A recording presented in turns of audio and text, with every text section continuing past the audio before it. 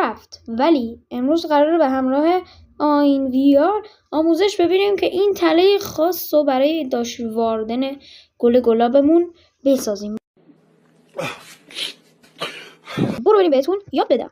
خب بچه‌ها ببینید این تله خیلی ساده است. خب فقط چون تایم ویدیو کوتاه من باید سریع بسازم. شما یه دونه از همین دکمه ها میذارین اونجا. میدونم حالا مثلا چند تا بلاک میارین اونورتر. خب یه زنگوله رو با یه بلاک فاصله یه زنگوله رو با یه بلاک فاصله میذارین کنار اون یکی. یه زنگوله رو با یه بلاک فاصله میذارین کنار اون یکی. ردستونا رو برمی‌دارین میارین اینجا ردستون داستا رو ببخش. خب میارین اینجا وصل می‌کنین به اون یکی زنگوله. اینم اینجوری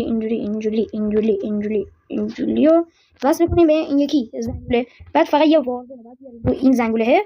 خب که نمیدونم چرا جواب نداد. برادر چرا جواب نمیدی؟ خب بچه‌ها نگاه کنید، من باید این گوگل رو اسپان کنم. اینو میذارین اینجا، این زنگوله به صدا در میاد. این اسکول الان باید بره اونجا. خب فقط نمیدونم چرا این نمیره. داداش برو. خب من باید رفت کنار این. خب آها صدا از اون ور اومد. دیدین؟ آها دوباره صدا از اون ور اومد. اینا همش گیج میشن. خب همش گیج میشن ولی یه دونه واردن کافیه. امیدوارم از این ویدیو خوشتون اومده باشه. لایک و کامنت و دنبال فراموش نشه و تا یه ویدیو دیگه بای بای.